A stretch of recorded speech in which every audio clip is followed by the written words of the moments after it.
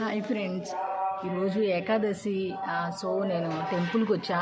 ఏకాదశి అని కాదు కానీ రాత్రి ఒక ఇన్సిడెంట్ జరిగింది, అందుకని చెప్పి నేనైతే వచ్చా.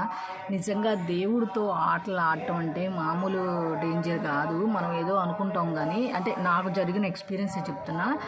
బేసిక్గా ఒకటైతే దేవుడికి నేను ప్రామిస్ చేశా. అది నిన్న కొన్ని పరిస్థితుల వల్ల దాన్ని ఏంటంటే నేను నిలబెట్టుకోలేకపోయా. దాని ఎఫెక్ట్ మీరు నమ్మండి, అది జరిగిన 1 అవర్కే దాని రిజల్ట్ అనేది నాకు రిజల్ట్ కాదు కానీ దాని ఎఫెక్ట్ అయితే తెలిసింది. నేను ర్యాపిడో అతను బైక్ మీద వస్తున్నాం అనమాట. జస్ట్ బస్సు అయితే మీరు నమ్మరు, ఇట్లా క్రాస్ అవుతుంది, ఆ బండిని ఇట్లా కొట్టేసింది అనమాట. నేను జస్ట్ కొంచెం ముందుకు దిగి అట్లా నిలబడ్డా, లేకపోతే మాత్రం ఇద్దరం అటు సైడ్కి పడిపోయేవాళ్ళం. ఖచ్చితంగా ఏదో ఒకటి విరగడం ఏదో జరిగేది. బట్ దేవుడు అయితే కాపాడాడు. ఎందుకంటే దేవుడికి ఇచ్చిన ప్రామిస్ నేనే నిలబెట్టుకోలేకపోయాను. అందువల్ల ఇలా జరిగిందని తెలియచేయటానికి ఏమో నాకు తెలియదు కానీ ఇలా జరిగింది. నాకు వెంటనే ఆ తప్పేంటో నేను తెలుసుకున్నాను.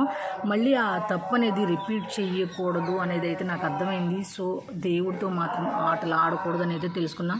ఉదయాన్నే గబగబా స్నానం చేసి రెడీ అయిపోయి ఇట్లా టెంపుల్కి అయితే వచ్చేసా. టెంపుల్కి వచ్చేసే వరకు కూడా నాకైతే అస్సలు మనశ్శాంతి లేదనమాట. వచ్చి దండం పెట్టుకుని నేను చేసింది తప్పే. ఆ తప్పేంటి చెప్పొచ్చు చెప్పకూడదు నాకు తెలియదు కానీ నేనైతే చెప్పట్లేదు. సో అటువంటి మిస్టేక్స్ ముఖ్యంగా దేవుడితో ఆటలు అయితే ఆడకూడదు అనేది అయితే నేనైతే తెలుసుకున్నాను నా ఎక్స్పీరియన్స్లో.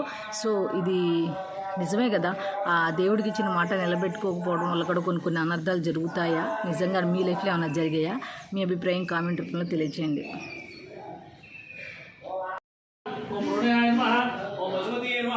ఓం మహాదేవాయ నమః, ఓం దేవాయ నమః, అవ్యాయ నమః, ఉషామృతే నమః, అవ్యకాయ నమః, ద్రాక్షధరహరాయ నమః, హరాయ నమః, భగినేత్రే